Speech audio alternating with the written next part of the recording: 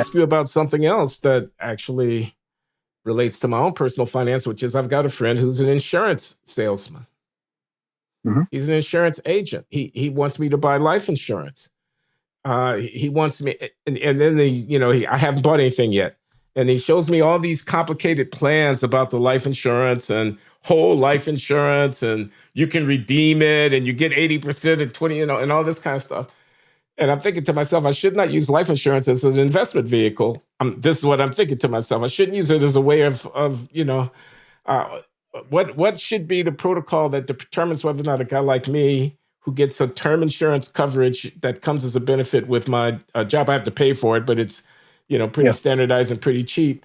I can always self-insure by holding money in the bank that for my wife if I should expire, my children or whatever.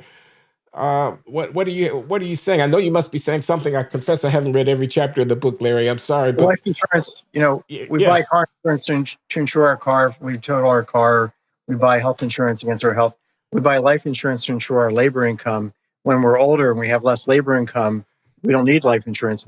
And the other overriding rule here is anything that's complicated, you do not want to get near, financially speaking. Anything that's not plain as pie, simple and straightforward that you understand, you're being swindled.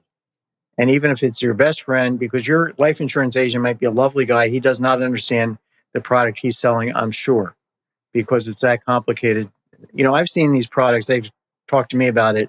It would take me a month to figure it out. I have to write my own dynamic programming tool to figure out how much I would be screwed if I bought this thing.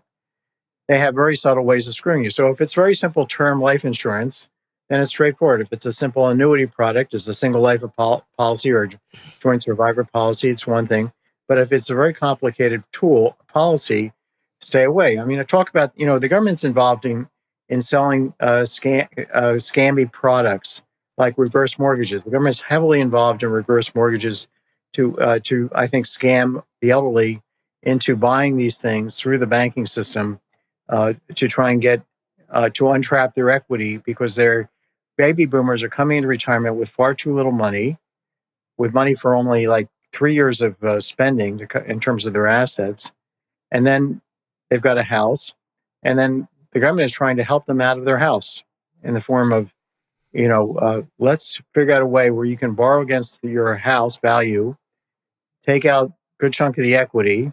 Yeah. And hey, guess what? If you never die, if you never leave the house, if you stay in the house, we're never going to ask for a penny back. We're going to give you some money. You'll get to spend it. But what they don't tell you, and this is a government-run program called a HECM loan, what they don't tell you is if you have to move in 5 years, you're going to have to pay back what they gave you at a huge interest rate.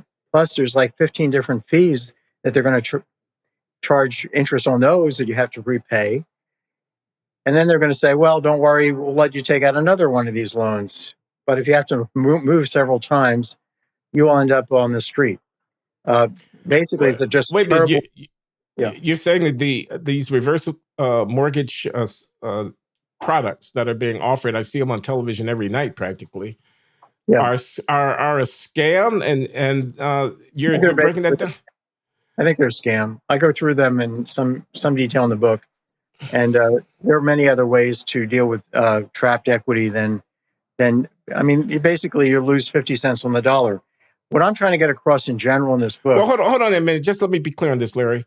It all depends on the terms at which the transaction would be carried out. I mean, there's an implicit swindle in there because they're cashing you out. You have equity in the house. They're going to provide it to you now.